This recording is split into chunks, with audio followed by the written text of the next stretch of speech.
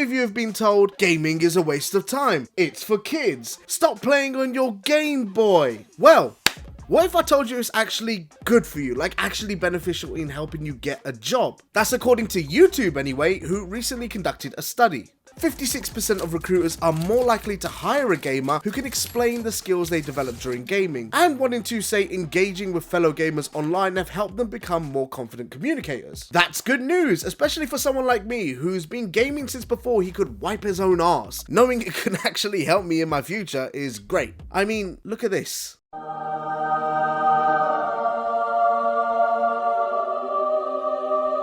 Yeah, I have too many games. Okay, but what kind of skills are YouTube talking about? Well, I asked a couple of people whose jobs wouldn't exist if gaming didn't. For the vast majority of my career on YouTube, it's always been gaming. You need to be versatile, you've got to have good critical thinking skills, you've got to have good communication. Like, there's so many different things I've learned by playing different games. Like, I played a lot of strategy games as a kid, and gaming's like when it comes to buying a house, like, weirdly enough, I've probably played a game, like a sim game or something, where I've bought a house before, so I understand the basic principles of buying something, and I can kind of transfer that over. You might not have the specific individual pieces of knowledge that you need, but often it will get you sort of 75% there, and then you just need to do your research to do that last 25%. I think the gaming knowledge is a big one. That's how I convinced my wife that I should still be playing Fortnite and Call of Duty. In 2022, we saw over 2 trillion gaming-related content views, and so now we've seen creators who not only just have cute little channels who are able to kind of reach a small core fan base, but also build businesses off that as well. I think you could then go to your parents wholeheartedly and say, hey, yeah, this guy plays Minecraft, but he's also done a tour, and he's done multiple books, and he's done his own video game, and he does voice acting, and these things that actually turn into a very valuable career in the media space. So you can build these really core skill sets that, whether you end up having a career in gaming or not, will continue to serve you for the rest of your life.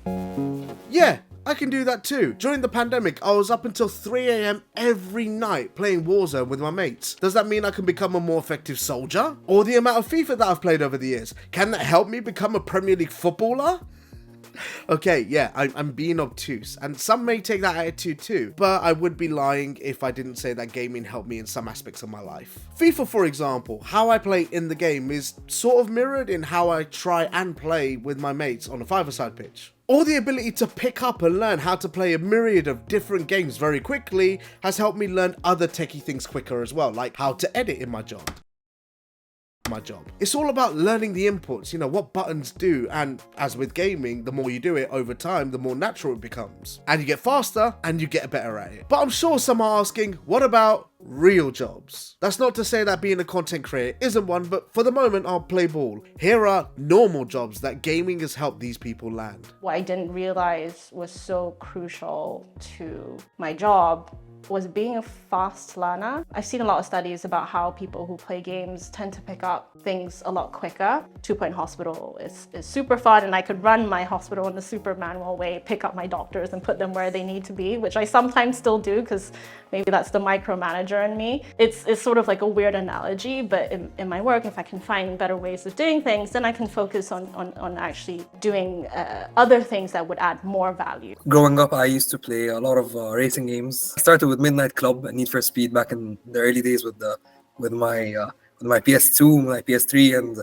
so I wouldn't have been able to get the freelance racing instructor job if it wasn't for my gaming. Accessing the track and getting seat time in an actual car was extremely difficult for me on different fronts, whether it was time, whether it was the distance between my home and the track at the time, and the price of just getting into a car whenever I needed some practice. So yeah, definitely gaming really helped me get that role. So maybe the stigma around gaming is going away. We're seeing more and more content creators who game, so there must be more acceptance nowadays compared to before. I mean, I probably still have to convince my mum that gaming is useful.